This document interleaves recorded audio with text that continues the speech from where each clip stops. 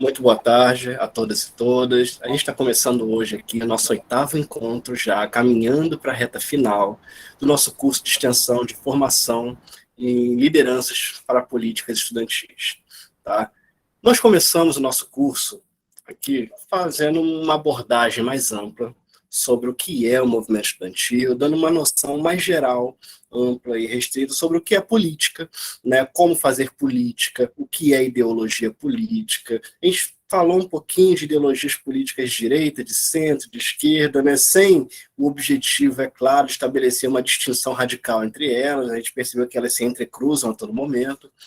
E aí a gente encerrou o nosso ciclo, né, de política, falando um pouquinho de marketing político, né, de como a gente consegue, hoje em dia, utilizar as redes sociais para mobilizar pessoas, né, para poder divulgar o nosso trabalho, conseguir mais adeptos às nossas ideias, né, conseguir fazer política para além dos muros das instituições de ensino ao qual nós estamos vinculados. Depois, nós começamos a fazer um novo ciclo, né, sobre justiça. E a gente teve um pouco de noção, né, do que é o Poder Judiciário, como ele se estrutura, de alguma legislação específica, né, para ser aplicada na criação e manutenção de movimentos estudantis. Falamos um pouquinho de direito constitucional, de direito civil, de direito penal, como cada uma dessas disciplinas, cada um desses campos nos auxiliam, né, a exercer uma organização, ainda que mínima, política, um movimento político dentro das instituições ao qual nós estamos vinculados, que dentro desse grupo aqui, né, faz referência especificamente ao ensino fundamental, ao ensino médio e ao ensino superior. Esse curso nós temos alunos matriculados desde 11 anos até mais de 30, né, abrangendo todas essas esferas do campo da educação. Então, temos pessoas do ensino fundamental, do segundo segmento, a partir do 6º ano, temos alunos do ensino médio, do ensino superior, tentando aí buscar acumular um pouco mais de conhecimento para poder criar os seus grêmios estudantis, os seus diretórios acadêmicos, seus centros acadêmicos, suas instituições. Tá? E estamos encerrando o nosso curso, caminhando para o final, tá? Iniciando um ciclo agora sobre cidadania, onde nós discutimos alguns temas mais transversais, né? Então, nós começamos discutindo aí o que é cidadania, né, a diferença de grupos vulneráveis para grupos minoritários. Tá?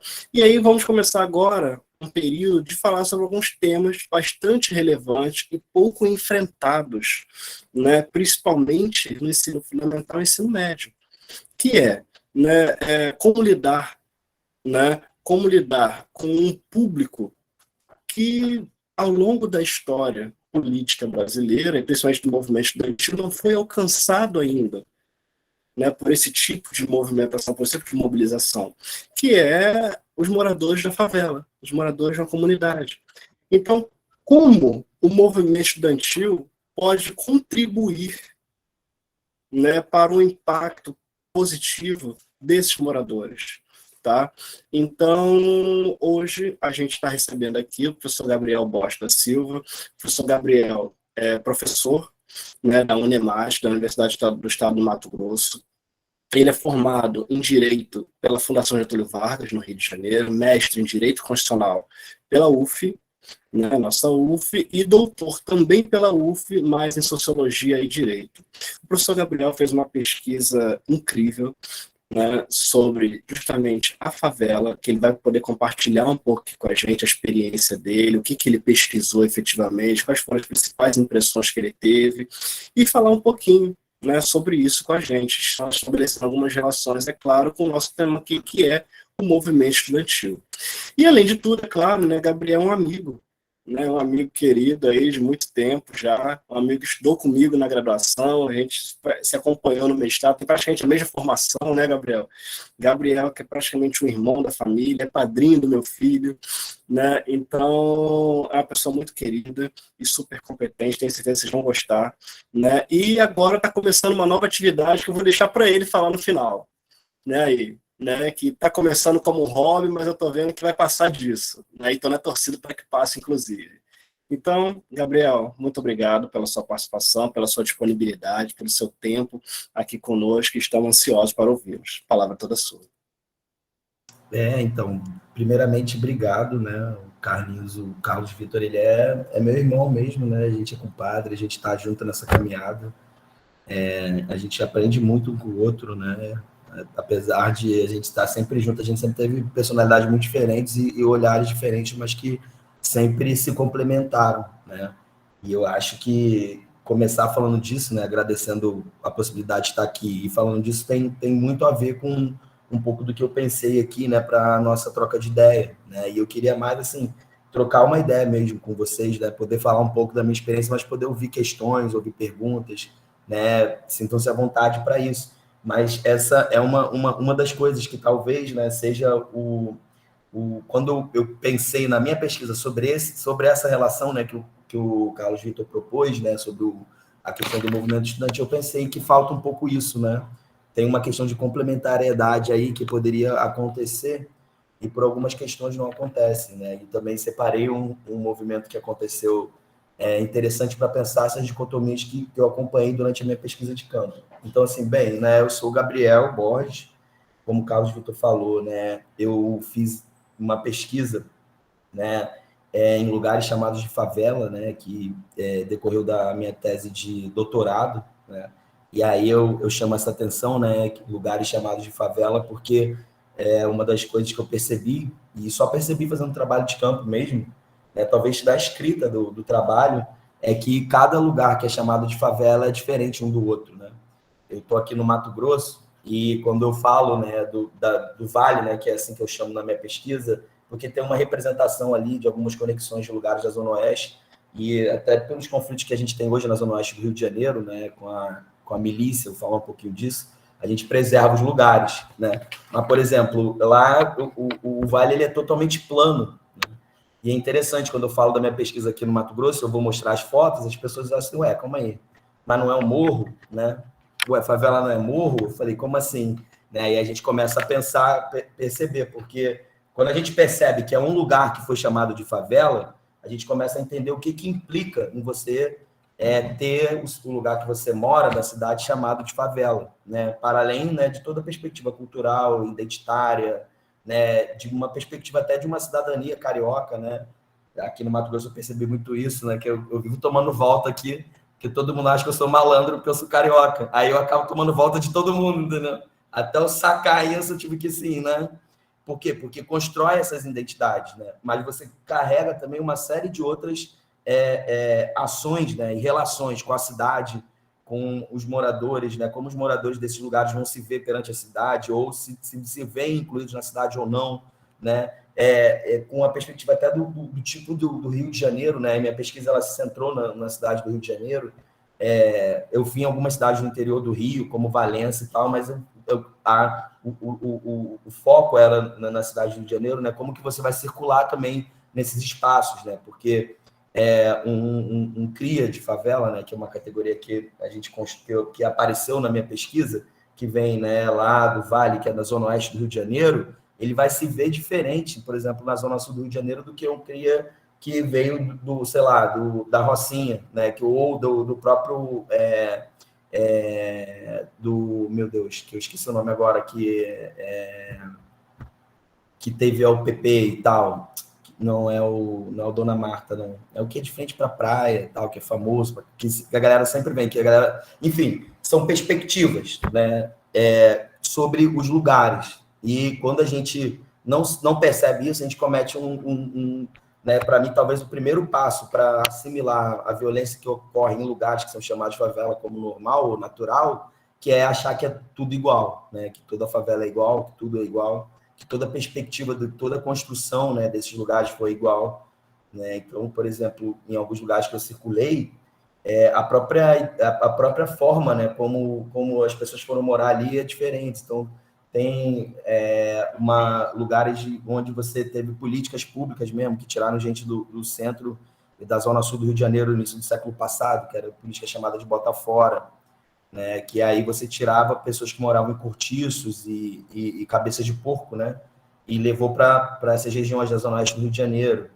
Tem lugares que tem que eram quilombos, né, ou lugares de resistência. tem lugares que são chamados de favela que foram construídos por migrantes, né? Tem uma migração grande do interior do Rio ou de estados, né, do Nordeste do país. E aí isso já começa a fazer a gente refletir um pouco, né, sobre como que a própria perspectiva, né, de olhar, de ter, né, essa figura generalizada quando a gente vai na universidade, já é um caminho interessante para pensar também a conexão, né, das pessoas que circulam na universidade e que circulam nesses lugares chamados de favela, né? E a gente começa a pensar também como que você produz, né, e constrói dentro do próprio desse momento da vida, né, de você se colocar enquanto um ator político, né, que é o adolescente, é o estudante, é o jovem, né, que tem um poder de mudança bizarro, né? A nossa história mostra isso, né? Eu já fui jovem, já tive poder de mudança. E como que você vai se ver também nesses lugares da universidade, né? O Carlos Vitor estava falando desse novo trabalho, né? Porque eu estou trabalhando com uma questão cultural, que é uma roda de rap, né? E aí, no meio da molecada, a gente teve que se desafiar e fazer uns raps lá com a galera. Mas o interesse era tentar entender, assim, por que aquela galera ali que está lendo, que está fazendo política, né? Dentro de lugares em que há uma violência muito grande, sem nenhuma proteção institucional, inclusive, né? Porque é no peito e na raça, e a galera, tipo, não tem acesso à universidade, né? Porque que não consegue sequer ver a universidade como um caminho de organizar a vida, assim, porque são vários caminhos que vão levando para outros lugares, né? Então, esses espaços, né, eles acabam ficando distantes, às vezes, um do outro, de uma forma que parece que a gente só conhece um ao outro de longe. E eu acho assim, uma das coisas que minha pesquisa fez foi fazer um corte nisso, né? Tentar refletir esse caminho também, né? Entre essa percepção de uma ideia de isolamento da cidade, mas que, na verdade, a cidade ela é toda conectada, né? Ela está toda relacionada, né? Quando a gente propõe uma cidade partida, né? E aí é uma teoria que, né, a minha pesquisa mostra que não funciona, que a cidade não é partida, né? A gente, na verdade, está naturalizando desigualdades. Eu lembro que, quando eu fazia a pesquisa, teve eu li um artigo de uma pesquisadora e até coloquei ela como parte da pesquisa, né? Não citei ela como, nesse ponto, como alguém... Ela virou um dado para mim, porque o que o artigo dizia? Falava sobre a vida, né, da empregada doméstica dela, que morava na Rocinha, e contando como que a filha dela falava dos tiros que eu via, filha de 5 anos, e ela meio que chocada, né, falando sobre essa violência. Era um artigo que, a princípio, tentava demonstrar uma sensibilidade sobre a situação daquela trabalhadora, né? Só que esse artigo demonstra um pouco isso, né, dessa distância que a gente tem ou dessa dificuldade que a gente tem dos movimentos estudantis, ou de quem vem desses lugares se perceber como parte disso. Porque eu acho que o que ela não percebeu é que aquela moça, né, que era sua empregada, ela só morava naquele lugar porque trabalhava para ela, né? Porque se ela fosse professora assalariada na universidade, provavelmente ela teria a oportunidade de morar em outro lugar na cidade. E isso é uma questão que, às vezes, a gente também não percebe, né? Que, diante de tudo que você constitui sobre essa relação, né, com o que né, essa ideia de favela, que é vendida como, né, tem uma coisa mainstream, tem uma generalização aí, ela também coloca, né, porque a gente está falando de relações desiguais. E quando a gente está pensando em desigualdade, a gente vai...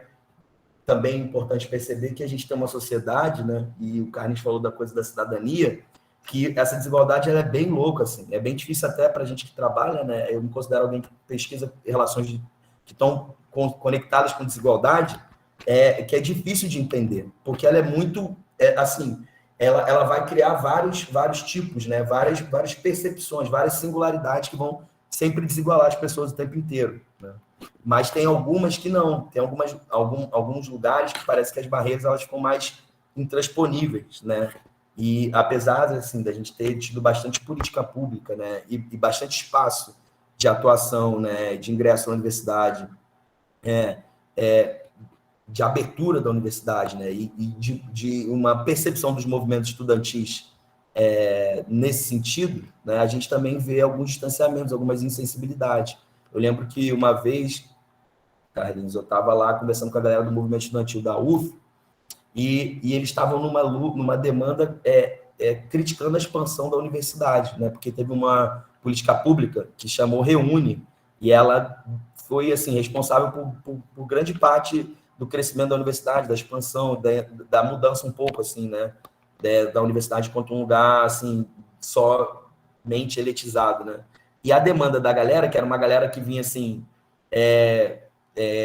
ali de São Gonçalo, do Morro do Estado e tal, era tipo assim, criticar a expansão da universidade porque não tinha lugar para os alunos sentar, né, e tal.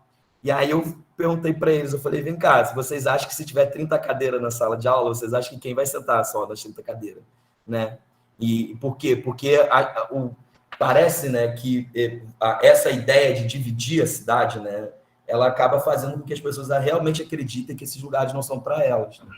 E foi muito interessante, assim, durante o meu movimento de pesquisa, perceber um pouco como que isso também, de alguma forma, dialogava com as percepções, né, das trajetórias de vida que eu encontrava durante a pesquisa, né? Porque a minha questão no meu trabalho era entender que eu achava, na verdade, né, que as pessoas no Vale, né, elas naturalizavam a morte. Então, eu achava que a morte era algo tão corriqueiro, e a morte, assim, decorrente da violência, né, do conflito com a polícia entre os traficantes, de vários outros conflitos, né, e várias perspectivas do que era a morte também, em relação ao acesso à saúde, em relação a uma série de questões sociais que produzem morte, né, que poderiam ser realmente evitadas. E eu pensava que, né, com aquele meu movimento, eu como alguém que sou cria de favela, né, que cresci, né, e cresci com essa perspectiva de lidar com a morte, não como pesquisador, mas como alguém que vivia esse lugar e que talvez achava durante um tempo na vida que a vida era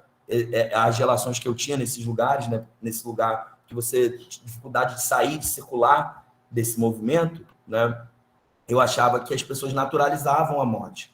Então, eu achava que, tipo assim, que era, no fundo, uma perspectiva até de quase, né, querer dizer que, bom, as pessoas acham que é normal morrer aqui. E essa foi, assim, esse foi o movimento que me levou a começar, né, a produção dessa minha pesquisa, né? E aí, com isso, assim, foi um movimento bem interessante, até porque a gente trabalha com etnografia, que é uma forma né, de fazer pesquisa que faz você ir num lugar, né, vivenciar a experiência daquilo que você observa. Então, se eu queria entender, né, como que as pessoas, se eu queria, né, verificar esse processo de naturalização sobre a morte, eu tinha que ir lá conversar com as pessoas, né? Então, foi também um movimento muito interessante, assim, de perceber, assim, como que a própria transição, assim, na cidade, né, e como que você vai lidar nos espaços, assim, uma hora eu estava na universidade, outro dia, eu passava o dia inteiro numa boca de fumo, entendeu? E aí eu ia para um lugar com a galera que era um baile num lugar que eu nunca tinha ido na vida, e depois você ia fazendo circulações, né, em alguns lugares da cidade que discutir, né? Outro dia eu estava, né, numa sala de aula, no outro dia eu estava num lugar que eu estava me escondendo do tiroteio do Caveirão, e o Caveirão dando tiro, e depois sabia que pessoas que eu conhecia, que estavam conversando comigo há pouco tempo atrás, tinham morrido, né, com aqueles tiros que eu ouvi, né? Então, todas essas experiências, né, que a gente traz quando faz uma etnografia, elas também vão mexer com a gente, né? De alguma forma, vão conectar com a gente. E foi uma das coisas assim, importantes que eu percebi durante o trabalho de campo, que não era necessariamente uma perspectiva de naturalização da morte, né? Não é que as pessoas acham que a morte é natural, mas tem alguns mecanismos, aí que é a coisa do deu mole, né? Que foi uma categoria que apareceu no trabalho de campo, que é o seguinte, que é isso, assim, as pessoas precisam continuar vivendo, né? Porque a morte, sociologicamente, ela é um problema de quem vive, né? Exatamente que, assim, do ponto de vista religioso, do ponto de vista, né, filosófico, íntimo de cada um, aí é outra história, mas, assim, sociologicamente, a morte é um problema de quem vive. Então, quem morreu vai cumprir um papel social, né? Tem até a pesquisa de uma colega que vai mostrar como que as pessoas vão produzir vinganças sobre o morto depois da morte, porque o morto foi alguém que é a Flávia, né? Ela vai falar de um jovem que fez uma chacina em Realengo, e ela fazia pesquisa no Instituto Médico Legal e a galera ficava punindo o corpo dele lá, porque, né, ele era um cara indigno e tudo mais, porque fez uma chacina numa escola. E inclusive, isso foi na época que eu estava fazendo pesquisa também, né? Era próximo lá. Então, eu comecei a perceber que uma das formas que as pessoas tinham de lidar com a morte era exatamente tentar encontrar na conduta de quem morreu uma justificativa para ter morrido. É como se você ter morrido, né, ou você ter sofrido uma violência, era reflexo daquilo que você fez, né? Então, se você tomou um tiro, né, você provavelmente provocou aquela situação. E aí isso funcionava quase como uma bruxaria, né? Porque era algo que funcionava para tentar explicar todas as mortes a partir da mesma lógica, mesmo que explicando uma morte na outra, ela se contradizesse, né? Que é um pouco o que o STF faz, né? Ele usa uma coisa para explicar uma coisa num momento e depois, que é a própria pesquisa do Carlos Vitor, mas ela virava uma chave. Então, por exemplo, ser trabalhador num lugar chamado de favela como Vale é um valor muito grande, né? E ser trabalhador é um caminho que, em tese, não te leva à morte. Mas quando um catador de latinha que eu conheci levou um tiro, né, e morreu no meio de uma operação policial catando latinha, ele deu mole, porque ele não devia catar latinha na hora da operação policial. Como se você tivesse bola de cristal e soubesse a hora que o caveirão fosse entrar. Mas rapidamente, ser trabalhador virou um mole, né? Porque ele estava catando latinha na hora errada. Né? Como se matar não fosse algo questionável nesse sentido, porque é algo que é viável, né? Uma coisa que me chamou a atenção, não sei qual é a idade da galera aí, que tá com a câmera fechada, né? Mas assim, quando a gente era mais novo, a mãe da gente falava que o bicho-papão, né, ia pegar a gente, assim, era o bicho-papão, o velho do saco, né? Umas coisas assim, que eram abstrações, né? E aí é engraçado que conversava depois, a gente mais velho, lembra que a gente conversando assim, cada criança via esses monstros em uma pessoa da rua. Tinha sempre alguém da rua que a gente achava que era o velho do saco, mas assim, lá no Vale, por exemplo, né, a mãe não fala assim, entra que o caveirão tá vindo, né? Porque essa abstração, né, o velho do saco, o bicho-papão, ela é algo que é distante, né? Que realmente, assim, não vai ter um bicho-papão que vai te pegar, né? Pode ter algum perigo na rua. Só que nesse contexto, não, assim, o caveirão é real, né? Então, quando a mãe falava, entra que o caveirão pode estar vindo aí, a criança corria com medo de verdade, porque ela já viu o caveirão, matar, ela sabe que o caveirão só serve para matar, né? Não serve para outra coisa, quer dizer, serve, né? Para várias outras coisas, que aí foi uma das coisas que eu também descobri na pesquisa, né? Com a pesquisa que o caveirão ele vira uma mercadoria também, né? Havia vários assim, usos de mercado do caveirão, como alugar o caveirão para uma facção invadir a outra, alugar caveirão para criminosos fazerem sequestros, né, a partir do caveirão, enfim. O caveirão ele vira uma mercadoria, além de aumentar o arrego da polícia, né, que é exatamente o valor que a polícia cobra para não entrar e produzir morte. Né? Então, assim, isso também era uma coisa que ficava muito clara, assim. Né? Quando eu comecei a mapear as operações policiais, eu observar que elas tinham uma rotina, né? que geralmente tinha uma coisa de ser de manhã, né? no Vale, né? Que eu me chamava a atenção porque era sempre no horário de escola, né? Mas depois porque tinha a ver com alguns horários de troca de plantão, então saía um plantão, entrava outro, então já começava outra cobrança, né? Sobre o movimento, né? do tráfico de drogas que tinha localmente. Então você meio que tinha uma lógica, assim, meio de mercado mesmo das operações, porque isso ia impactar no valor do arrego para o final de semana acontecer o baile e a polícia não entrar e não ter tiroteio e não morrer pessoas, né? Então, isso era uma outra perspectiva também dessas conexões, né, em relação ao que era estar ali, né, enquanto morador e também estar ali enquanto alguém que poderia ser alvo dessas mortes. Porque, ao mesmo tempo, todo mundo poderia ser alcançado, né, naquele sentido. Uma vez eu fui conversando com uma galera naquele contexto e era foi espantoso perceber que pessoas de 30 anos conheciam mais de 100 pessoas na vida que tinham morrido por tiro e que isso era algo normal, assim. Não necessariamente amigos, mas pessoas mesmo, se conhecer pessoas que morreram por tiro, né? E isso era uma coisa assim, eu lembro que foi uma das coisas que mais me impactou, porque você vai, né, conectando, aí como alguém que também cresceu num lugar chamado de favela, e você percebe que isso é muito real. E por isso que o Deu Mole, ele não representava uma naturalização da morte. Ele explicitava uma forma de lidar com a morte. Porque se você assume toda a violência que há ao seu redor, também como é que você sai de casa, né? Como é que a gente viveu um momento de tensão com o próprio coronavírus, né? Com a pandemia, né? E o medo da morte, ele causou assim, né? Um espanto social e tudo, né? Que a gente viveu nesses últimos anos.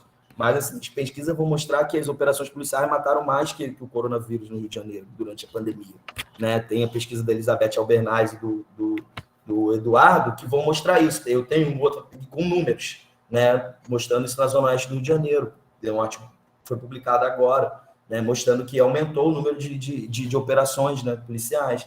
Né, eu escrevi um artigo, o Cariz até viu já, né, que é uma das conversas que eu tive depois da tese, já conversando, né, eu estava daqui do Mato Grosso, então eu fiquei preocupado com o pessoal no Rio e tal, e eu via que a galera estava na rua, e com aquele discurso, assim, que é um discurso da universidade, que mostra também como é difícil, às vezes, né, do olhar do movimento estudantil, e aí não só pensando na universidade, né, mas pensando antes também, alcançar algumas percepções, né, que estão em outras, sei lá, são construídas a partir de outras realidades, né, como que atravessa esses movimentos. E aí era um grupo de WhatsApp, e aí a galera mostrando, tomando cerveja e tal, e foi uma galera que me ajudou muito na minha pesquisa. Aí eu meio que reclamei, pô, vocês não tem noção, tá rolando o coronavírus, vocês estão pensando que não é nada e tal. E a galera começou a falar do que estava acontecendo, porque eu estava na universidade, estava trabalhando remotamente, né, em casa, aqui no Mato Grosso isolado, não mudou, assim, mudou nada na minha vida do ponto de vista financeiro, né, porque eu fiquei em casa, meu salário continuou recebendo, eu tinha o meu contrato, ele ia ser cumprido, só que a vida da galera mudou completamente, né, e aí um dos rapazes que me questionou, que é a partir disso até escrever esse artigo, era que, assim, ele falou, cara, ele pegava o trem, o BRT, um trem, um ônibus e um BRT para ir trabalhar durante a semana. E onde ele trabalhava era num condomínio, ele trabalhava na limpeza, como auxiliar de limpeza. E o condomínio aumentou a jornada de trabalho de todo mundo que trabalhava na limpeza, nos serviços gerais, para que os moradores do condomínio ficassem em casa e cumprisse a pandemia. Ou seja, os trabalhadores foram mais expostos ao vírus para que quem pudesse, para quem era do condomínio, cumprir essa coisa de ficar em casa e tudo mais. Então, você começa a perceber que a cidade não está partida, né? A gente tem assimilações do que é uma desigualdade. E eu acho que isso, assim, para mim, assim, tem várias coisas da pesquisa, né, que a gente poderia trocar ideia e tal, assim, várias mesmo. Mas quando o Carlos Vitor me fez pensar um pouco isso, né, me trouxe essa sensação, né, de como que o movimento estudantil ele tem um papel determinante, mas para alcançar esses lugares precisa ter esse tipo de sensibilidade, né? Que esse discurso de que você vai, né, ter que ficar em casa, ele calma aí, né? Não é a perspectiva, evidentemente, que houve aí de que não, o vírus não é importante, não. É que tem pessoas que não vão conseguir ficar em casa para você ficar dentro de uma outra lógica, que não é um serviço essencial, né? Mas é de uma lógica de desigualdade social bizarra. Que tenta, né, fingir que as pessoas não estão se relacionando quando estão. Só que a questão é como que elas estão se relacionando, né? Quando você vai pensar esse contexto, né? A própria produção, assim, de pesquisas, né? Nesse sentido, assim, de como que você vai observar determinados espaços, né? E olhar determinados espaços com questionamento ou não em relação a essa percepção, né, de que tem outras questões, né, na vida das pessoas que vão impactar em reflexões que às vezes a universidade não alcança. Eu lembro que teve um discurso até que ficou muito forte, né, que entrou nessa pauta aí, né, sem entrar na discussão de cada um, né, mas olhar ela, né, sociologicamente, que houve, né, dessa divisão, né, de direita e de esquerda, e que foi uma crítica, assim, que acho que até o Mano Brown fez um discurso falando, ó, legal, a gente entende o discurso da esquerda, mas ele não está chegando na periferia, assim, não está alcançando, né, o que é periférico, ou essa perspectiva, né, até porque isso é uma perspectiva também, né, que isso é muito interessante, assim, quando a gente vai fazer trabalho de campo, a gente vai ler muitas pesquisas, né, e uma das questões que a gente tem é as pessoas não entenderem a sua pesquisa. Então, é muito comum você ler o trabalho de uma galera que você chega no tribunal, você chega e a galera não entende que você está fazendo pesquisa. e aí você vai na delegacia, os lugares, cada um faz a pesquisa, né? E as pessoas vão ressignificar o seu trabalho de pesquisa, né? E isso é muito interessante, que assim, no meu campo isso nunca aconteceu, né? Todo mundo que eu fiz trabalho de campo, né? Eram desde de jovens que ficavam em esquinas, né? De traficantes, né? De lugares, né? De bailes, assim, todo mundo sabia o que era entendia o que era um pesquisador, entendia o que era um pesquisador da universidade, entendia o que representava fazer uma pesquisa, né? E isso era muito interessante, tanto que tinha gente, não vou te falar coisas com você não, porque isso você vai publicar isso, né? Ou é importante você fazer esse tipo de trabalho, né? Eu nunca tive esse tipo de problema, né? Que é uma outra lógica que se constitui, né? Sobre esses espaços, né? Sobre essa não percepção, né? De que pensar em inclusão, né? Pensar numa inclusão em que você tenha percepção do que cada um encara para estar naquele lugar, naquele momento, né? Quer ver uma discussão que assim que serve para pensar um pouco do que eu estou tentando dizer, né? Para aquilo que eu falei lá no começo da minha fala, né? Sobre complementariedade, que é isso, assim. Eu lembro que quando começou as aulas online, a gente não sabe, eu por exemplo, não sei, né? Eu não sabia o que eu estava fazendo falando online, assim. Ligava aquela câmera, mas o que eu estou fazendo aqui, velho? Eu não estou entendendo nada, tipo assim, não faço ideia do que eu estou fazendo aqui.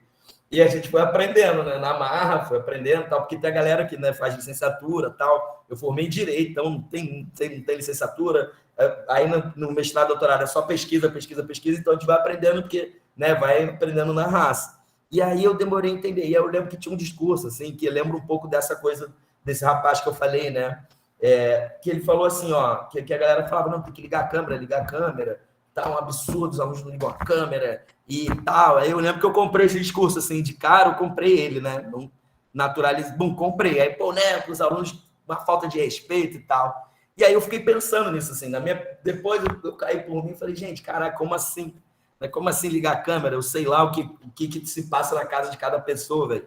Né? É muito fácil ligar a câmera e tu tem uma biblioteca atrás, né? O cara senta na biblioteca na casa do pai, o aluno com a biblioteca atrás, ele com uma marra assim, de intelectual na câmera. Aí eu fiquei pensando, eu na minha casa, assim, na época que eu estudei com o Carlos Vitor na faculdade, eu duvido que eu ia ligar a câmera na minha casa. Duvido, não ia ter, assim. Ainda tem outras coisas, tem a internet que pode não estar boa, tem, sabe? Aí eu fiquei pensando, olha, né, como que a universidade, ao mesmo tempo que ela, né, ela é emancipadora, ela todo o tempo te joga em armadilhas de discurso excludente. Né? Então, ou seja, ligar a câmera para mim é uma excludente. Eu não me importo se a galera está com a câmera ligada. O importante é a galera estar aí, do jeito que ela tiver também. Né? E isso, tipo assim, é uma perspectiva que a gente. São coisas que são só experienciando para desenvolver sensibilidade. Né? Essas perspectivas, né? desse tipo de desigualdade que a gente tem, né?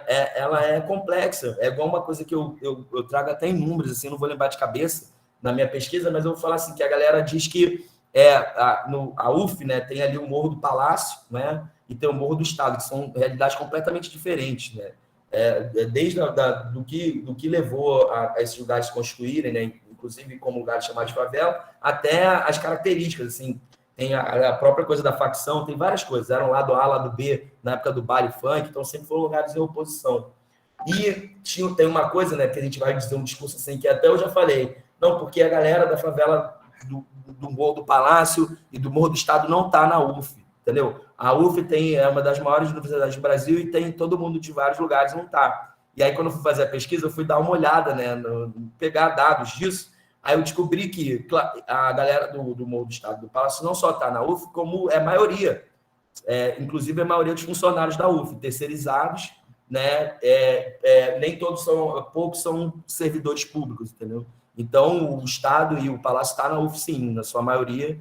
A maioria das pessoas que compõem hoje o quadro de pessoas que trabalham ali no campus de Niterói é dali, dessa região. Então, ou seja, mas como que elas estão na universidade, né? Qual é o lugar nesse sentido, né?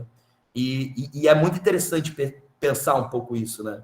Pensar em como que, ao mesmo tempo que a gente vai produzir, né, e aí o movimento estudantil produz, né, discursos de igualdade, né, ao mesmo tempo, assim, igualdade em que perspectiva, né, igualdade em que relação, né, como o Carlos Vitor falou, do que seria cidadania, né, ou de como se constitui essa ideia de cidadania, né, que tem essa divisão clássica lá entre direitos civis, políticos e sociais, né, mas que, na verdade, ela prescinde basicamente também de uma identidade de indivíduo, né? As pessoas precisam ser indivíduos, né? E uma das coisas que a minha pesquisa mostrava era que quando essas mortes, né, elas não constituíam indivíduos, né, em alguma perspectiva, né? São mortes que, como se não se questionava, né, a violência produzida, se questionava se legitimava o resultado dela, né? É como aquela coisa assim, a mãe falou, você não fez, você se ferrou, bem feito, né? Tinha que se ferrar mesmo, né? Então, você acabava repercutindo, né? E repercute dentro do que é a cidade do Rio de Janeiro, identidade sobre essa galera, né? Eu lembro que eu participei, né, da organização, tipo, que tinha uma galera lá no grupo de pesquisa que estava conectado com um movimento de pesquisa da produção de CBD, né, que é um terpeno, né, da cannabis que faz óleo para tratamento de epilepsia e vários outros. Essa galera organizava a Marcha da Maconha, que era lá em Ipanema. E aí teve uma discussão grande sobre o que tinha a ver, para onde esse discurso ia, né? Porque a marcha era composta, assim, e aí tinha uma participação muito grande de movimentos estudantis e tal, tem ainda, mas basicamente por pessoas que partilhavam uma realidade diferente sobre, inclusive, os usos, né? O que era droga, o que era usar droga, o que era remédio, o que não era remédio, né? O que era você poder morrer por consumir uma substância, né? E no outro lado da cidade você, né, ter um hype social porque era alguém que produzia planta e tal, e produzia tecnologia sobre isso. E aí foi muito interessante, porque a galera teve a ideia de fazer a Marcha das Favelas, né, que foi um projeto que foi organizado por estudantes, né, e aí eles tinham contatos e tal, e tinha alguns estudantes desses lugares, que eram o Manguinho e o Jacaré, né, e organizaram um trajeto dessa marcha entre o Manguinho e entre o Jacaré, no Rio de Janeiro. Que o Jacarezinho foi onde, inclusive, teve, né, uma chacina recentemente, que foram mortos 29 pessoas, né, e um policial. Quer dizer, 30 pessoas, né, 29 moradores de lá e um policial nesse lugar, né, senão parece que o policial não é a pessoa, né, mas é também. Mas, assim, e aí foi muito interessante, porque eu lembro que, na época, eu chamei a galera lá, que estava comigo, né, que eu estava fazendo trabalho de campo no meu dia a dia, para ir nessa marcha. Como eu falei, pô, essa não é a marcha lá de Ipanema, dos Playboy, né, que a galera falava a marcha dos Playboy. É a marcha das favelas, então uma galera que é estudante, que também mora em lugar chamado de favela e tal, e ninguém quis ir, porque, primeiro, que era facção diferente. Aí já falou, como é que eu vou para um lugar que é outra facção? Mas não vai ter nada a ver, porque a marcha, isso é com os Playboy, com a gente. Se um cara lá cismar que eu sou daqui, e aí não sei o que, e começou, e daqui a pouco, tipo assim, ninguém quis ir. E quando eu fui para a marcha, não foi ninguém, assim, era muito louco, assim, eu me senti muito, eu não sei como eu me senti, assim, mas não foi uma sensação boa, porque eu me senti andando ali entre o Manguinho e entre o Jacaré, com uma sensação de que eu estava... cheguei com uma sensação de que a gente estava fazendo um movimento de protesto em prol, né, de uma causa lá que, né, lutaria por moradores de favela e tal, e não tinha ninguém, nem do Manguinho, nem de lugar nenhum na marcha. Só tinha a galera da universidade, aí a galera do movimento estudantil, aí tinha um monte de deputado, gente que trabalha para deputado, vereador, que usa a causa para se apropriar, e não tinha ninguém mesmo assim, ninguém. E foi vergonhoso, e a galera olhando para a gente como se a gente estivesse num zoológico, assim, sendo olhado, observado assim pela galera do Manguinho e do Jacaré. E aí eu conversando com o cara lá, aí o cara falou a melhor coisa que eu vi na noite, né? Que ele falou, isso aí é a galera que tá... O que é isso aí mesmo? Aí eu falando com o cara, sendo cachaceiro, assim, ele parou para falar comigo. Cara, aí ele falou assim, que é uma categoria nativa também, né? A ideia do cachaceiro, que é um oráculo. O que é o cachaceiro? É um oráculo. Você para do lado dele, ele vai te dar um saber de vida. Né? É isso, papo reto, assim, sociologicamente ele é um oráculo. Aí eu fui no oráculo, né, para ver o que ele estava vendo. Aí ele perguntou, o que é isso aí mesmo? Eu falei, cara, é a marcha da favela pela ligação das drogas. Ué, mas aqui já é legalizado, filhos. E aí ele falou só isso, assim, né? Porque assim, o que aquele discurso representava para aquelas pessoas? Nada, entendeu? Porque a boca de fumo no Jacaré é 24 horas por dia, né? ela é 24 horas. Cada boca de fumo no Jacaré tinha seu próprio slogan. Então, tinha uma boca de fumo que ela tinha o selo dela. Tipo assim, compra aqui, que aqui é melhor, né? Ou seja, ela é territorializada. Então, esse mercado, né? Aqui, aí, cara, só pode fazer inveja, ó. Tem um bis aqui. Esse mercado, ele é controlado pela polícia, né? Então, toda boca de fumo no Rio de Janeiro, todo batalhão de polícia sabe onde é, né? Então, assim, a circulação a ideia que se constitui sobre como guerra não é guerra, é porque você tem um mercado. Então, a proibição ali, naquele contexto, gera uma possibilidade, né, de regulação desses espaços, né? E essa regulação vem com... Hoje, tanto que pouca gente percebe isso, né? Mas em termos de... A gente que trabalha com isso e observa, hoje, 60% dos lugares chamados de favela no Rio de Janeiro são controlados pela milícia. Que é isso, assim, você saiu com... o controle ele é direto, porque você tem várias possibilidades, né, de construir negócios quando você chama um lugar de favela. Porque parece que o Estado não está mais ali, mas isso é o Estado para aquelas pessoas. Aquilo é o Estado, sim. Né? Não é que o Estado está ausente ou não. Até porque o Estado não é um ente, né, que fica pairando na nossa cabeça. Né? O Estado ele é formado de agente. Ele é composto de agente. Então, assim, isso é o Estado para aquelas pessoas. Então, o nosso Estado desiguala as pessoas. Assim. E a gente meio que, às vezes, assimila isso. Então, a milícia, com as suas insígnias, com a arma, ou o traficante com arma, isso são insígnias de Estado. E eu te garanto, assim, o controle de uma boca de fumo no Rio de Janeiro só vai estar na mão de alguém até que, enquanto o coronel PM daquela região, ele efetivamente concorde com aquela liderança. Se ele parar de discordar, ela vai sair dali, porque são várias relações que se constroem nesse sentido.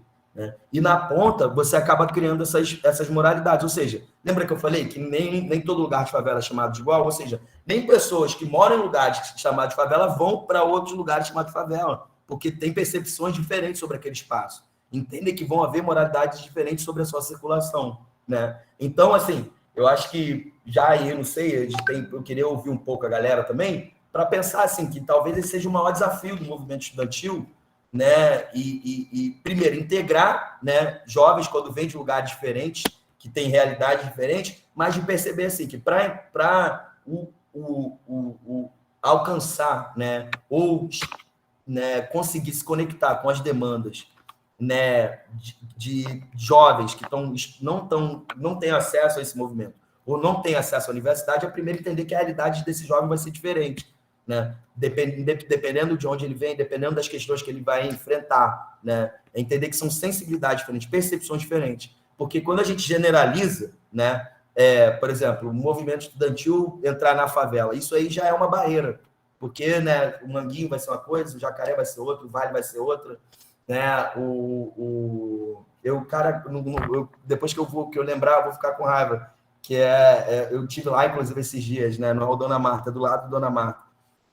Outra, que aí tem lá a pacificação, enfim. Cada lugar que ganha esse nome, essa alcunha, né, vai ter uma realidade. Só que, assim, o que vai ter em comum e por que é interessante construir essa lógica? São perguntas difíceis de responder. Mas o que a gente pode responder, quando a gente observa o que se vê em comum, é a possibilidade de você exercer arbítrio sobre a vida das pessoas.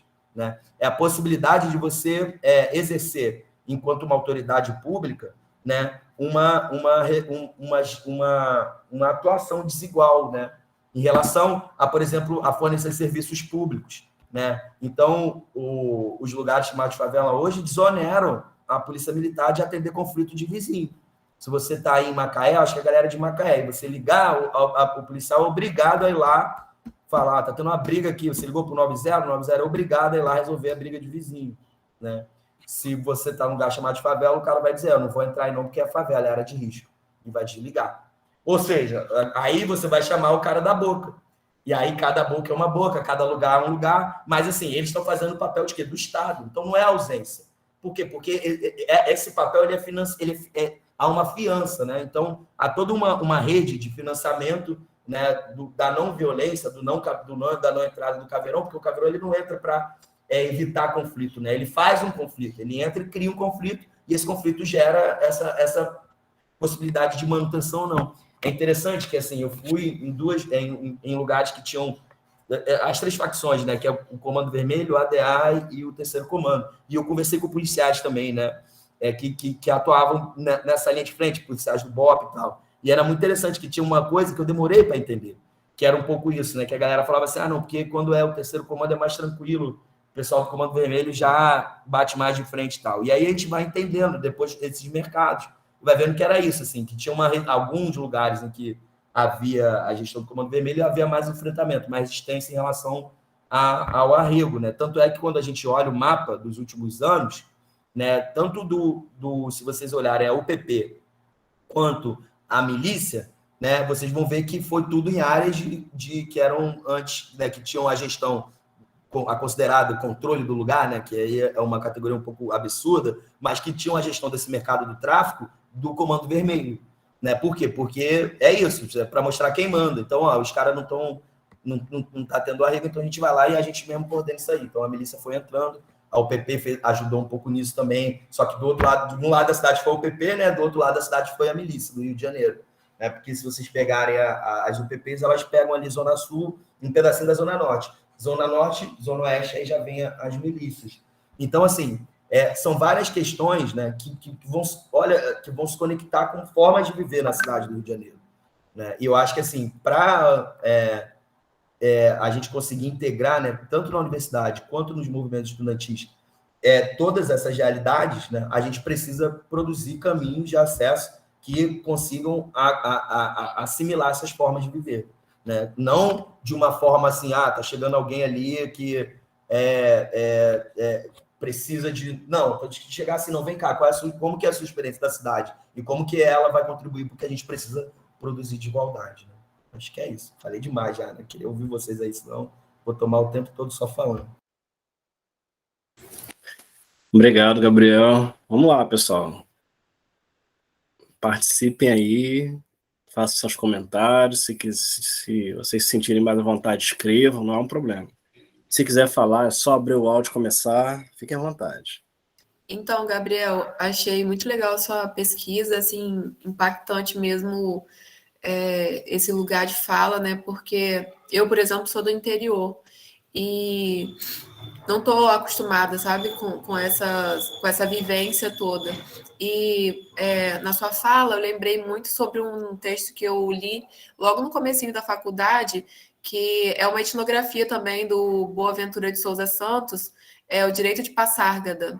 E queria até recomendar para o pessoal ler, porque é muito interessante. Também fala, né, sobre essa visão de favelas no início dos anos 60, e ele fala sobre o pluralismo jurídico, que é muito isso que você falou, sobre ligar para os policiais, né, e eles não irem porque é uma zona de conflito. E aí, na favela, né, impera, eles falam sobre o direito do asfalto e o direito do morro, né, a associação de moradores e todos esses papéis que eles desempenham, numa questão assim, dividindo, né, 2 direitos. O que vale para o asfalto geralmente não é o que vale, né, para o morro. E foi um dos primeiros textos que eu li na faculdade, assim, me impactou. E eu queria deixar aqui para o pessoal como uma recomendação de leitura muito interessante, que também é uma etnografia, né?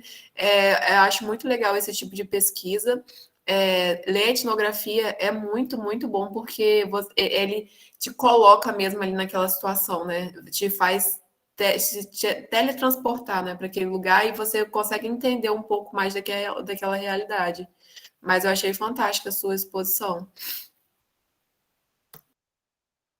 Obrigado, Vitória. Pode comentar, Gabriel, depois eu continuo. Cara, é muito legal você trazer o Boaventura, né? Porque, assim, ele já fez parte da minha... Inclusive, assim, quando eu comecei a olhar para esses lugares, né?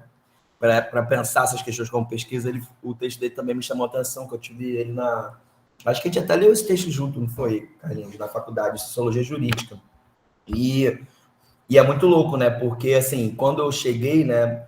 De alguma forma, a perspectiva do Boaventura, ela me chamou a atenção dessas perspectivas. Só que o que eu vi hoje, pelo menos, né? E aí que é a coisa do trabalho de campo, né? Também são momentos diferentes, são épocas diferentes, né? E são perspectivas diferentes, porque tem uma coisa, né? Que é uma coisa que eu vou discutir, que você falou do lugar de fala, né? Que é bem louca, assim, essa categoria lugar de fala, eu acho ela meio louca. mas ela tem uma perspectiva que, assim, não é necessariamente um lugar de fala, né? O caminho que você levou para ter aquela fala, né? E aí o caminho, por exemplo, que tem uma galera das ciências sociais, né, que faz pesquisa sobre favela levou, é diferente realmente do meu nesse sentido, né? Que tem essa coisa de ser reconhecido como cria, independente de onde eu estivesse, né? Então, quando eu estava em outros lugares, assim, eu via que ia dar um BO, eu, tipo, ó, eu sou cria. Eu não sou, tipo assim, tô na universidade, mas eu sou cria também, tá ligado? Tipo assim, qual foi? Entendeu? Então, isso tinha uma percepção. E isso me fez perceber uma coisa que o Boaventura talvez não tenha alcançado na pesquisa dele, né? Que aí a galera for ler só para ler com essa ressalva. Que é diferente do que o Boaventura viu, tá? Quando eu fui observar essas relações, né? Principalmente quando vai pensar na perspectiva do direito, né? Quanto uma ferramenta que vai aparecer aí na gestão dos conflitos, né, eu não consegui ver essa ruptura dele, né, do direito de passar e tal. Para mim, tudo... e quando a gente faz isso, para mim, a gente acaba reforçando um pouco aquela ideia de cidade-partida, né, de que é só resolver isso, é só fazer com que a cidade não seja mais partida, que as pessoas vão viver bem. Mas aí não é bem isso, porque é isso, assim, a cidade não está partida. Né? A moça que mora na Rocinha, que a filha dela está ouvindo tiro e tem medo do caveirão, é empregada doméstica da professora da UF, entendeu? A cidade não está partida. Né? Elas não estão vivendo um sistema jurídico diferente. Desculpa, assim, a lei da empregada doméstica que produz desigualdade, né, que é uma lei absurda que trata o trabalho doméstico como se fosse um trabalho escravo. Aliás, melhor do que o Boaventura, eu posso até passar esse, que é um texto que eu escrevi com o Fábio, que é o Lavo, Passo e Cozinho, né? Aí eu não lembro a continuidade, mas é uma etnografia que a gente vai comparar um pouco. Assim, ele fez pesquisa com empregados domésticos que iam para o TRT pleitear direitos, e aparecia muitas empregadas domésticas que eram mães de jovens que constituíam-se com essa identidade, né, de cria de favela. E na minha pesquisa também. E a gente compara um pouco isso, né? Que a desigualdade, tinha uma desigualdade que era muito interessante, que é o seguinte, a desigualdade sobre o cuidado, né? Porque a perspectiva econômica ela vai gerar várias outras. Então, às vezes, tinham mães de mulheres que ficavam na rua o dia inteiro e para cuidar do filho de outras mães, né? Que tinham atividade, que produziam e tal. E no final das contas, você tinha uma desigualdade de cuidado das crianças, né? E várias outras, né? Mas, assim, por que eu estou falando isso? Porque o que se tem, né, não é a partir, né, da minha pesquisa, eu não vi um direito diferente, né? Porque senão você passa pano no direito. É como se as instituições jurídicas só não estivessem alcançando aquele lugar, mas não, elas alcançam. Né? Você tem a investigação do Ministério Público e do Judiciário, né, de menos de 0,1% dos autos de resistência, que até mudou o nome agora, né, que são as mortes em lugares chamados de favela, ou seja, há uma legitimação dessas mortes. Então, meio que no Rio de Janeiro, a polícia militar tem licença para matar. Né? Isso não está em outro direito, isso está no nosso direito, isso faz parte do nosso sistema jurídico. Né? A própria perspectiva da punição, né, da violência enquanto uma forma de constituir comportamento local. Né? Isso é uma perspectiva do nosso Estado. Você vê, aconteceu isso nas manifestações dos 30 centavos, né? E aconteceu isso lá. Só que, beleza, na Lapa era bala de borracha. Tudo bem, o Caveirão não solta bala de borracha, mas é o mesmo Estado, entende? Não tem essa coisa assim, porque o pluralismo jurídico, ele é outra coisa, né? Eu demorei para entender isso, sabe? Mas ele é outra coisa, é quando você tem dois direitos que são reconhecidos pelo Estado. Né? Então, você pode falar disso, por exemplo, na Bolívia, que você tem lá as etnias que são reconhecidas enquanto constituintes de direito, né? Por conta da originalidade em relação àquela terra. Né? E a gente não vê esse reconhecimento aqui, nem quando a gente vai falar da questão indígena, que aqui na cidade que eu moro, eu aprendo muito sobre isso, né? Porque eu moro na cidade de Barra do Bugres, que é no interior do Mato Grosso. E ela tem um rio que chama o Rio Bugres. Aí do lado de lá do rio é uma reserva. E aí tem duas etnias, né? Que é o Mutina e Bororo. E você vê que não há um reconhecimento nessa perspectiva, né? Então, assim, o que a gente pode verificar sobre isso é que é uma coisa que eu vou chamar de regime jurídico do arbítrio. Né? Porque o Estado brasileiro, enquanto instituições, né, não enquanto algo abstrato, enquanto instituições formadas por agentes, ele é arbitrário e é desigual. Então, assim, isso não é novidade. Então, a gente tinha, por exemplo, na escravidão, um código penal para os escravos e um código civil para as pessoas livres. Não tinha um código penal para as pessoas livres e não tinha um código civil para os escravos. Então, isso não são direitos diferentes, é o mesmo direito. É que a gente tem a crença, né, às vezes, de que o direito ele é igualitário, né? A essência do... Não, a forma como a gente constrói as leis é desigual. Né? A desigualdade ela não está só na não prática de uma lei. Né? As leis são desiguais. Está entranhada no nosso regime jurídico, né? Exatamente. E que passa como justiça. Eu acho que essa não foi assim. E aí eu imagino que, eu acho que até o Boaventura, se ele reler esse trampo dele, ele pode até mudar essa percepção. Sim, por isso que eu falei, era uma coisa antiga, 60, né? Era uma visão dos anos 70. E é muito louco você pensar assim, o conflito básico que se constrói no direito administrativo sobre a ideia de favela é a ideia de posse, né? O que é a posse? É o não reconhecimento da propriedade. A posse ela é um cômodo à propriedade, ou seja, você só vai ser proprietário se você tiver um documento reconhecido em cartório. Se você morou 30 anos no lugar, ainda que tenha pago por ele, se você não tiver esse reconhecimento em cartório, você nunca vai ser proprietário. Ou seja, mais uma coisa do nosso direito, não é algo que é de um outro direito e tal, e tal, e tal. Então tem um pouco isso, assim, do Boaventura, né? Mas ele faz ele chama a atenção disso, né? De que há um discurso que se coloca. E esse discurso, por isso que, assim, que eu sempre faço questão de falar um lugar chamado de favela. Porque para evitar essa ideia, né, dessa divisão que ele faz, né? Como se fosse tudo assim, morro, asfalto e tal. Você tem até uma linguagem no discurso para fora, né? Que é a coisa da própria comunidade, né? Que a galera vai falar comunidade, às vezes vai falar na televisão, fala comunidade, para tentar dar uma coisa mais, né, eufemizada sobre a questão da violência e tal. Mas, assim, eu não consigo ver essa divisão. Para mim, o que tem ali é o Estado brasileiro, entendeu? É assim que o Estado brasileiro trata as pessoas, dependendo de onde elas moram, dependendo de qual a origem dela, da cor, aqui a gente pensar na etnia, né? E aí vai, né?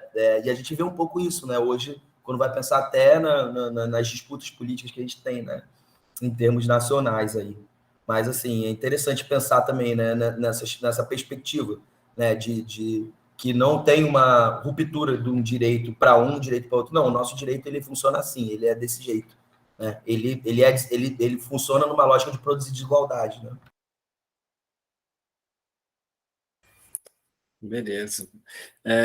A Keren tinha levantado a mão, depois tirou. Quer falar, Keren? Ou foi um acidentezinho que você apertou aí a mão? Pode falar, fica à vontade, viu?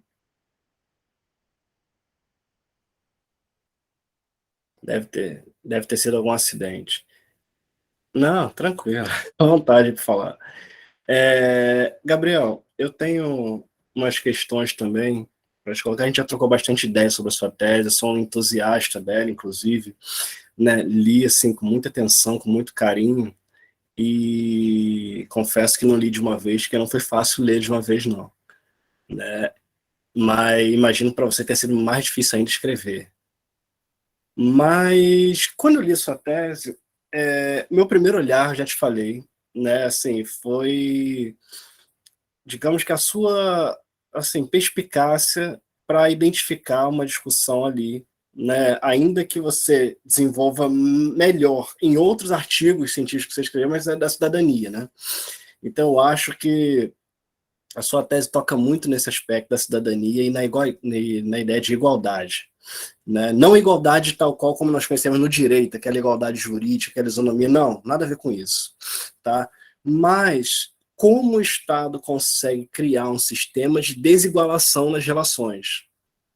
E a primeira percepção que eu tive, lendo sua pesquisa, foi que o Estado se apropriava da categoria trabalho para criar esse sistema de desigualação.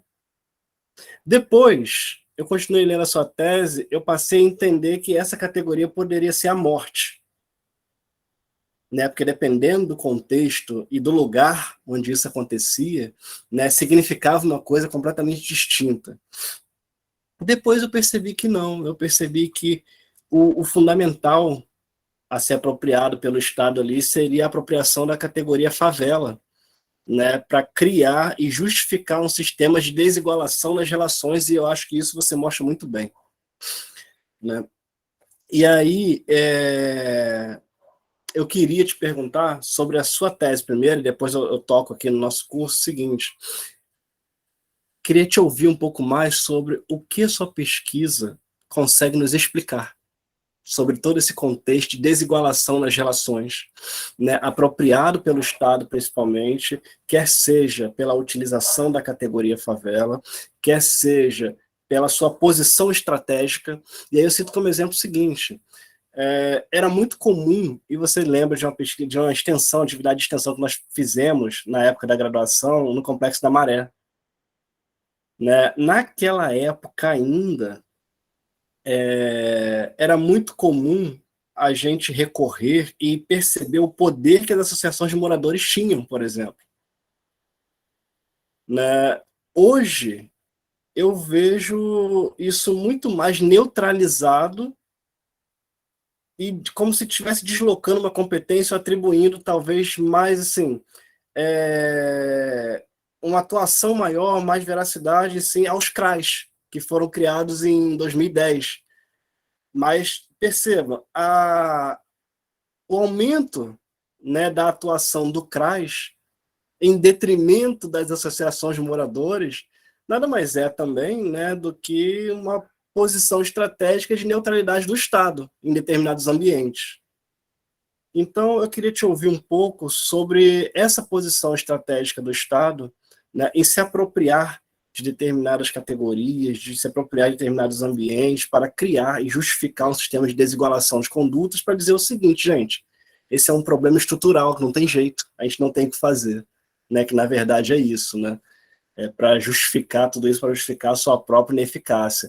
E aí eu cito como exemplo, por exemplo, aqui, uma discussão que alguns colegas tiveram, há pouco tempo atrás, né, eu estava só ouvindo o pessoal falando do novo ensino médio, né, da nova forma de vestibular seriado, o pessoal falando que não ia dar certo, e outros falando que ia dar certo, e não sei o quê, e falaram para mim, assim, Carlinhos, você é uma das pessoas aqui que mais gosta de discutir educação, por que você não está falando nada? Eu falei, não, porque essa é uma discussão que já me cansou. Eu hoje estou preocupado em discutir como é que o Estado consegue dar vaga para a universidade para todo mundo. Entendeu? Ele não consegue, ele tem que criar um jeito. Ele tem que dar um jeito, porque não é todo mundo que quer. Mas ele tem que dar oportunidade para quem quer. Não é isso? Então, assim, não me importa mais o discurso de segregar, de como segregar. Qual a melhor forma de segregar? Né? E eu acho que, na verdade, é isso que a gente tem hoje, né? Uma discussão sobre como a gente exclui sem ferir, como a gente exclui sem magoar, como a gente segrega e não como a gente inclui. Então, eu queria te ouvir um pouquinho sobre essas percepções. Esse talvez seja o maior desafio, né, do meu trabalho depois, assim, de tentar, quando eu vou chegando no finalzinho dele, né? E é legal porque quando eu comecei a fazer minha tese, eu queria pensar na dimensão entre a curtição e a morte, assim, né? E a curtição, ela quase não apareceu na tese, né? E era até a coisa do pós-doutorado, trabalhar um pouco nisso para pensar um pouco essas dimensões do que é a cidadania, do que é a vida, né? Porque a curtição é uma dimensão da vida, né? E morrer também impacta nisso, assim. Você morrer dentro de uma... Que era um questionamento que eu tinha, assim, eu vejo muito moleque lá no baile, para ter o tipo de curtição que ele tem na universidade, né? Que é liberdade sexual, liberdade de consumo de drogas e tal, né? Liberdade do pai e da mãe, ele está no ambiente que ele pode morrer e alguns estão fazendo coisas que podem indicar a morte, que é tá na boca e tal, e não sei o quê. E na universidade, outros jovens têm isso como se fosse uma etapa de crescimento da vida. E para uns jovens isso pode levar à morte, que era essa coisa da curtição. E aí, quando eu pensei nessa coisa de um lugar chamado de favela, foi porque eu percebi que essa ideia, a favela, ela não existe, entendeu? Então, quando você fala assim, a favela, isso não existe. Esse lugar que você imagina é igual ao Estado. Isso também não existe. São abstrações, né? Então, quando a gente fala a favela, e é igual ao índio, entendeu? Você vai falar o índio aqui, sabe? Pô, você falar para um chavante, você pegar aqui, eu estou começando a aprender a galera, você tem um chavante, temos um mutina, e aí você vai pegar a galera do Bororo, vai pegar os Minqui, que é do Brasil, assim, caralho, é completamente diferente a forma de ver o mundo, ver a natureza. Como se fosse Brasil e Argentina, e a gente chama todo mundo de o índio, né? É como se fosse, não, é isso, né? É essa mesma perspectiva de diversidade.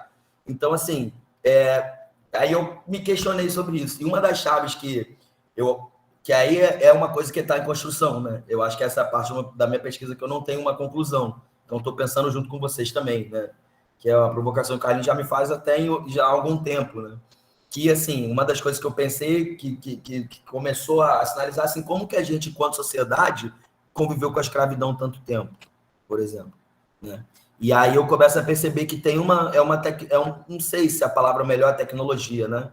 Mas é uma fórmula, né, que a gente tem enquanto Estado brasileiro, né, enquanto instituições, né, poder judiciário, poder executivo, os agentes que vão compor essas instituições, né? Como que você acessa as estruturas econômicas que você vai poder criar desenvolvimento social no Brasil e tal, parece que não mudou nada, entendeu? Nesse sentido. Parece que a gente tem algo que, assim, que é louco, assim, quando você vê a quantidade de morte que tem e os discursos que se produzem sobre elas, que são tão distantes do que está acontecendo, você consegue imaginar como que a gente conseguiu ficar tanto tempo escravocrata, por exemplo, entendeu? E assimilar isso como algo natural, né? Que aí passava na novela, assim, aquela coisa super natural ali, todo mundo parece que estava vivendo bem, né? Que era escravo, que não era, entendeu? Então, assim, você começa a perceber que, assim, tem uma coisa meio bem sofisticada aí, velho, que as nossas pessoas produzem de desigualdade, que é uma desigualdade que é isso, que constrói um discurso de que tem, que parece que é como se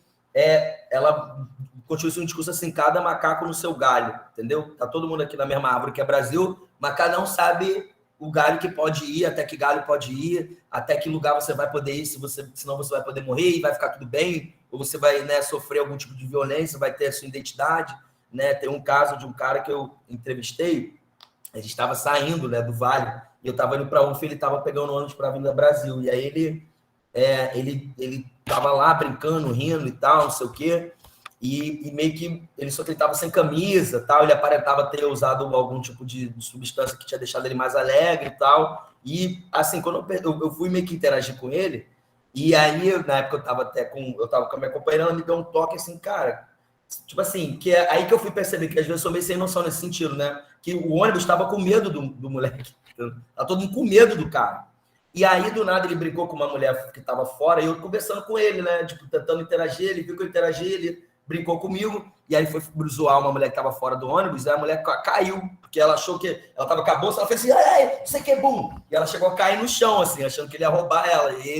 Aí ele foi e começou a xingar ela, assim, mas não sei o que, você tá achando que eu vou te roubar, não quero te roubar não, só porque eu sou preto, não sei o que, ela começou a falar. E aí a galera do ônibus morrendo mais de medo ainda, tal, não sei o que.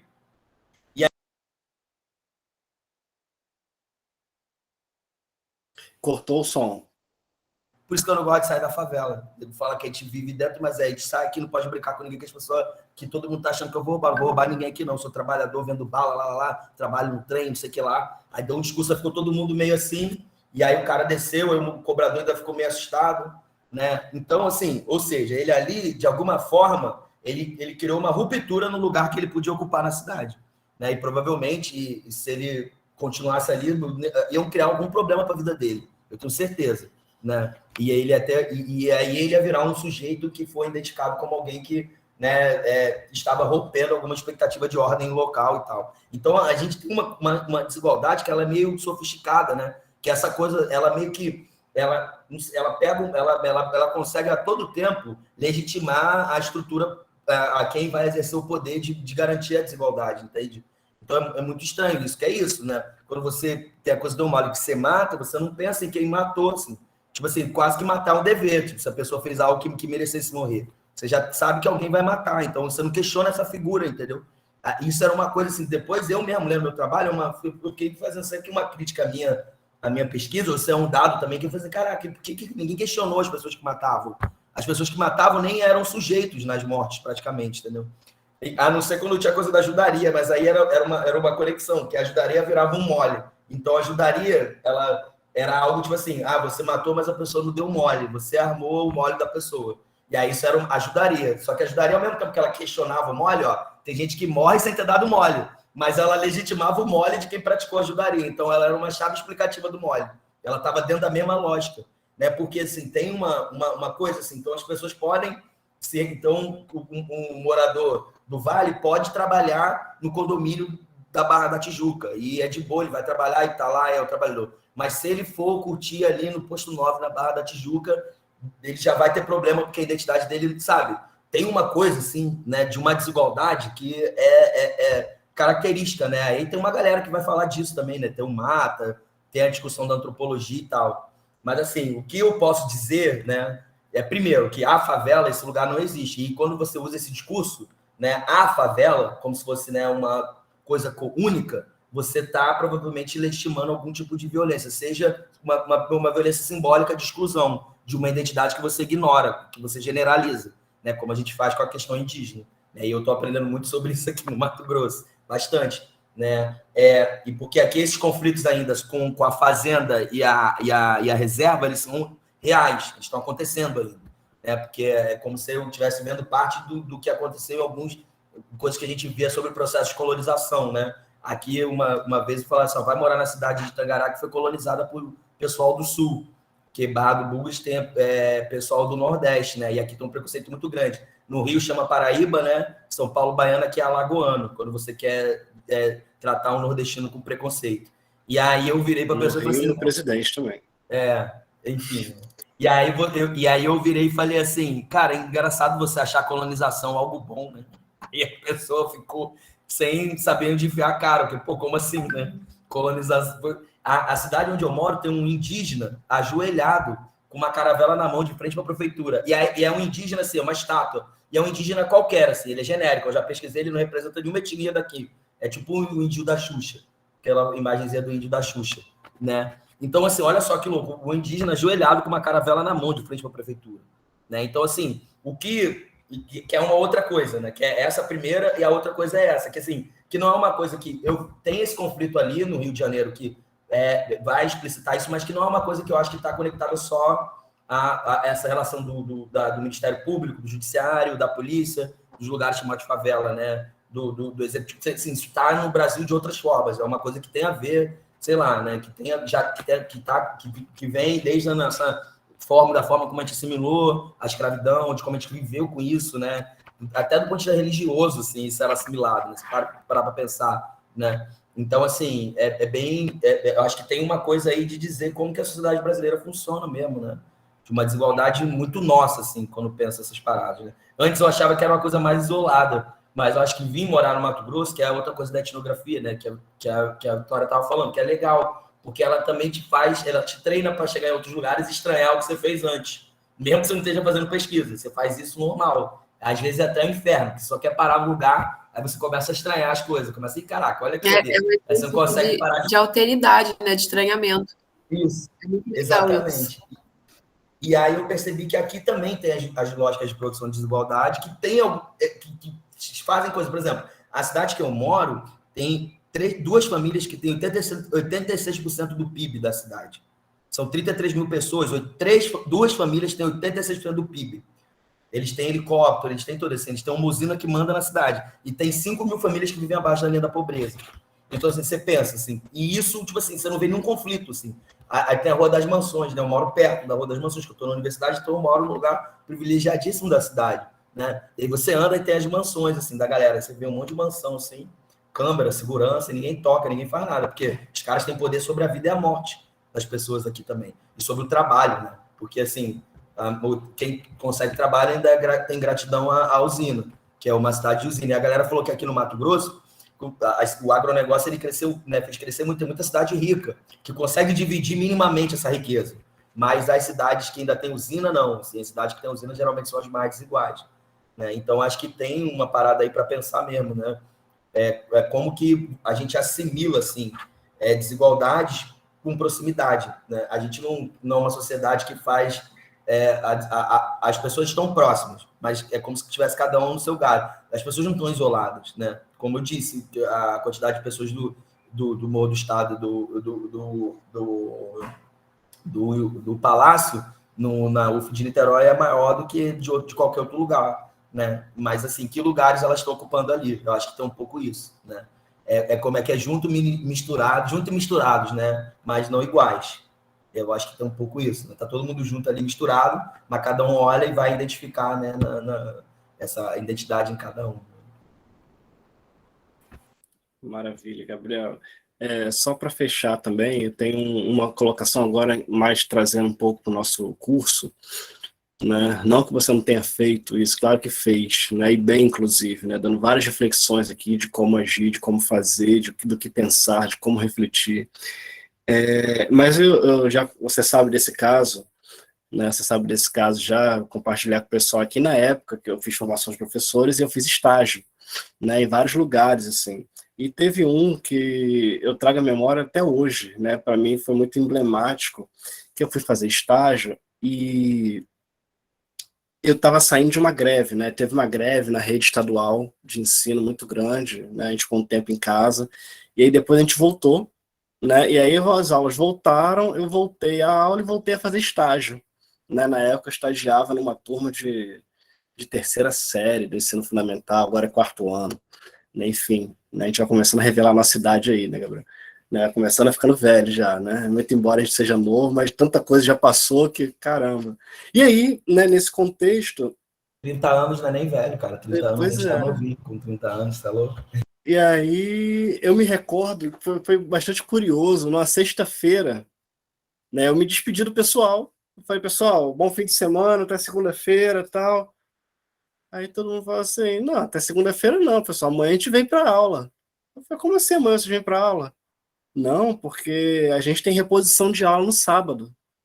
Eu fiquei preocupado, eu falei assim, ué, não me falaram nada, entendeu? Para mim, meu estágio é de segunda a sexta, como é que vai ter aula no sábado? Logo depois da greve e tal, né? Nitidamente era reposição. Eu fui na coordenação, saber o que que... Eu falei, não, você tem que saber se tem que vir ou não, né? Aí eles viraram para mim e falaram assim, não, você não precisa vir, porque quando você vem fazer um estágio aqui, o Estado paga um seguro, né, do estagiário. O seguro só é pago de segunda a sexta. Então, se acontecer alguma coisa com vocês aqui, muito infelizmente, olha a lógica, né? Coisa bizarra, mas é verdade, né? Se acontecer alguma coisa com vocês, a gente não pode fazer nada, né? Aí eu falei assim, não, tudo bem. Aí eu perguntei, mas por que tem reposição aqui nos sábados? Não, porque o traficante daqui da área determinou que a gente desse aula para as crianças no sábado para repor os dias perdidos, né, de segunda a sexta. Aí eu fui para casa pensando aqui, eu falei, caramba, né? Assim, é claro, isso diz muita coisa, né? Diz muita coisa para a gente refletir. Mas o que eu queria, né, puxando, é claro, dentre uma das coisas que pode dizer isso, eu queria puxar para o nosso curso dizer o seguinte: faltam atores, né, que reivindiquem, né, esses direitos, né, dentro da favela. Falta uma legitimidade desse tipo de discurso, da defesa desse discurso, ou faltam pessoas capazes de dar validade a esse discurso, né, e tentar implementar as reivindicações de quem está dentro desses espaços. Porque onde eu fiz estágio era numa favela. Né? Então, eu queria te provocar a esse respeito, assim, trazendo um pouco, né, para essa lógica de discussão aqui. Então, assim, eu acho que tem uma parada aí que volta naquela coisa, né, que eu estava trocando ideia com a coisa do Boaventura, né? Que é o seguinte, esse traficante, ele foi o Estado ali, né? Ele exerceu um papel de Estado e, diga-se de passagem, fosse analisado do ponto de vista administrativo, talvez com mais eficiência dentro da lógica administrativa do que muito coordenador de CREA e de instituições que vão, né, cobrar esse ensino municipal ou ensino estadual. Esse é um primeiro ponto. E por que é importante entender esse ponto? Porque aí eu já não sei, assim, eu não sei também, eu acho que é como eu falei, né? Cada lugar vai ter a sua realidade, mas, assim, quando eu penso na minha trajetória e no meu campo, eu não consigo mais olhar a ideia de falta. Eu acho que a ideia de falta, ela não... Porque, assim, na verdade, o que você vai ter são excessos. São vários excessos, entende? Então, nesse ponto, é o excesso do Estado na sua perspectiva do poder, do seu aparato bélico, não do seu aparato burocrático. Né? Então, por exemplo, a ideia de Estado no seu aparato bélico, ela vai servir para, evidentemente, coordenar, né? Construir ordem sobre o seu território. E aí a ideia de ordem ela vai ficar, como tem um pesquisador que também vai trabalhar nesses lugares, que é o Solano Santos, ele vai explicar, que ela vai servir muitas vezes a moralidade de quem naquele dia vai ter a função de fomentar esse aparato, né, bélico do Estado. Então, assim, não tem falta, as pessoas reivindicam seus direitos o tempo inteiro, as pessoas estão conectadas na cidade, as pessoas entendem quais são os seus direitos. É igual a coisa que eu te falei, né? Eu nunca precisei explicar o que era uma tese de doutorado em um lugar, que as pessoas sabiam o que eu estava fazendo, entendiam que o que eu estava fazendo era pesquisa. Tem várias percepções, né? Então, o que eu vejo é isso, assim. é exatamente uma forma, né, em que a gente faz isso em várias outras políticas públicas, né, que inclusive você coloca a punição como uma forma de não dizer ou um excesso ou uma desigualação que o Estado está produzindo, né, nesse contexto. Então, assim, não vejo como falta assim, nenhum desses pontos. Eu vejo como excesso, né, de uma perspectiva, de um braço do Estado na forma de controlar a vida das pessoas, né? Porque você vai ter os outros braços funcionando, né? Como que é isso? Você tem lá o ensino público funcionando ali. E na perspectiva de público ali daquele sujeito, tem que dar aula para as crianças, porque né, é para todo mundo aqui. Então, só que olha como ele exerceu o papel de Estado, né? A partir dessa identidade bélica, né? Da violência. Então, eu acho que assim, enquanto a gente achar que é falso, que é porque quem mora em um lugar chamado de favela é pobre, que é porque não tem dinheiro, não, tipo assim. Por isso que a coisa da ostentação, né, do rap, eu criticava, mas hoje eu entendo, porque assim, tem que, não, aqui a galera tem dinheiro também, a galera é próspera aqui também, tá ligado? Só que assim, o que se tem é um Estado violento, é o lado violento do Estado em excesso. Então, pô, para e pensa, gente, o Caveirão é um tanque de guerra, né? É um tanque de guerra gigante, né? Eu acho que só legitima o Caveirão quem nunca bateu de frente com ele. Não tem como. Se bater de frente com o Caveirão, você vai achar que você vai morrer. Você vai, se tiver que, sei lá, se urinar, você vai se urinar, você vai passar mal, entendeu? Você vai saber o que fazer. Sabe que é um tanque de guerra apontado para pessoas, né? Numa área da cidade, entende? O Caveirão não entra no. Eles estouraram uma quadrilha que vendia droga sintética durante mais de 15 anos. Tinha filho de juiz, filho de deputado, filho de diretor da Globo, não deram um tiro. Aí eu lembro que eu na época acompanhava essas notícias, né? Aí ele falou assim: a Operação Sucesso sempre não precisou dar um tiro. Né? Como se assim, o tiro. Por quê? Porque o tiro não é exclusivo para aquele. Porque é um crime de tráfico de drogas, não. Depende de quem é o traficante de drogas, né? Qualquer traficante de drogas vai ganhar tiro como forma de combater. Então, acho que assim, o que se tem é o excesso. Né? Porque a falta, ela cria um pouco essa ideia de que, porque ali tem regras loucas. Não. É o tipo de Estado mesmo, que é excessivamente violento com as pessoas que não são consideradas aí, tem que buscar na forma que a gente se constituiu, no processo colonizatório, né? Na escravidão, na relação com o extermínio indígena, né? Que é uma coisa que, cara, hoje eu falo, cara, como é que eu nunca olhei para isso, né? Quando eu estou aqui no Mato Grosso vivenciando alguma experiência nesse sentido. Né? Eu que sou um cara maior crítico aqui quando eu estou olhando a ideia do Rio de Janeiro, né? Que é isso, assim, meio que a gente mantém a desigualdade pela violência. Só que é uma violência que ela se justifica, né? Essa que é a parada. Então, a escravidão se justificava, a morte dos cria de favela se justifica. Né? E se justifica sob a identidade do indivíduo, né? Que é isso. Que ela é real e simbólica, né? Ao mesmo tempo. A simbólica serve para justificar a real. Então, assim, agora até ajudando talvez a outra pergunta, né? Então, uma coisa sobre a desigualdade é que ela é mantida violentamente. E a gente assimila a violência como correção, né? O pai que tem pulso firme com a filha, né? Sabe, a gente sempre tem essa coisa, né? Então, eu vejo muito mais excesso, assim, excesso de uma atuação violenta sobre a vida das pessoas. Então, o conflito ele não é resolvido, né? Você não... Cara, e se parar para pensar, isso economiza muito de trabalho político, né? Porque você bota um monte de caveirão, você não precisa administrar conflito dessas pessoas, uma série de direitos você não vai dar. Né? Na própria pesquisa da Uruguaiana, lá quem comprava no camelô, aí ia reclamar na Justiça de Direito do Consumidor, aí não podia, agora eu esqueci o nome, então o nome que dá em procedência da ação, objeto, a ação não tinha objeto, acho que é isso, né, Carlisa? Objeto. Não era objeto da ação porque você comprou no camelô, então não ia ter proteção de consumidor. O que isso na prática está dizendo? O Estado, as instituições públicas, o cara lá vai sair 6 horas da tarde, ele não vai precisar sair 6h05 para pegar o caso de alguém que mora em favela. É porque a gente, às vezes, né, a gente fica muito nas zamas, mas as coisas são menores, assim. Se cair uma árvore lá no vale, quem vai ter que resolver é o morador. Entendeu? Se mora ali no catete, cai uma árvore, você vai ligar para a prefeitura, vai ver o serviço, vai resolver. Por quê? Porque o tipo de estado que você vai ver ali é outro. Né? Então, assim, eu acho que é um pouco por aí, né? Pensar como que, assim, esse excesso de violência, né? Na hora de resolver os conflitos ou de manter coisas, né? Ele, de alguma forma, estrutura a desigualdade que a gente tem também em alguma medida, né? E o foda é que a gente assimila isso, né? A gente vai tendo que assimilar isso porque a gente precisa viver e criar saberes sobre essas violências também. Né? Maravilha. Pessoal, mais alguma questão para falar? Fique à vontade aí, fazer pergunta.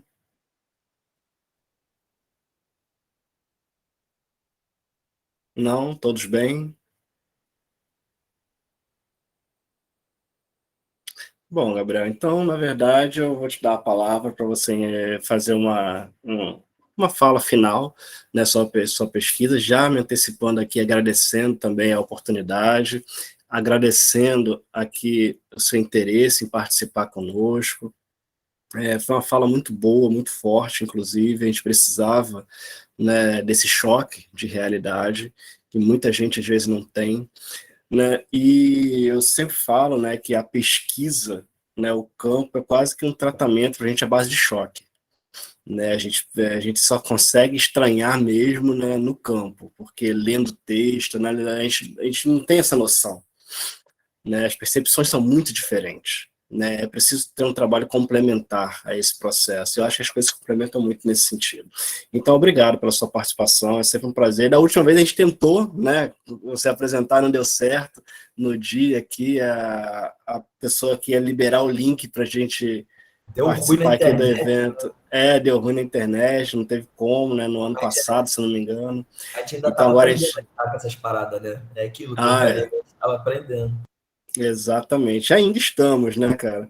E quando a gente começa a entender um pouquinho mais, aí volta pro presencial e muda tudo, né? Então, eu acho que o caminho agora é esse, né? É ser o híbrido mesmo, não tem jeito. Cada hora a gente faz um pouquinho de uma coisa, nada fica muito bom, né? A verdade toda é essa. Mas, mais uma vez, muito obrigado. Tá? Obrigado à Vitória, que está nos ajudando, a gente também nos auxiliando aqui, a todas as pessoas que estão participando.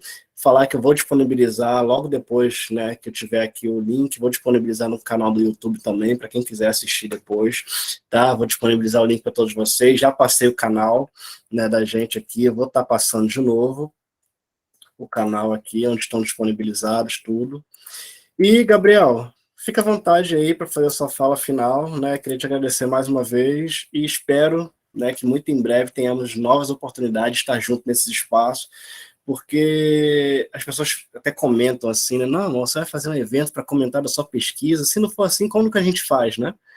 Então, eu acho que é preciso estabelecer essas redes de diálogo cada vez mais intensas, porque geram reflexões, né, que nos ajudam a dar continuidade às nossas próprias pesquisas, né? Inclusive a relê-las, né, sob novos olhares. Eu vejo a minha pesquisa hoje da STF e a cada dia que passa eu vejo uma coisa diferente. Eu falo, caramba, como eu não tinha me atentado para isso. Na verdade, o que eu vi naquela época não era isso que eu estava pensando, é outra coisa.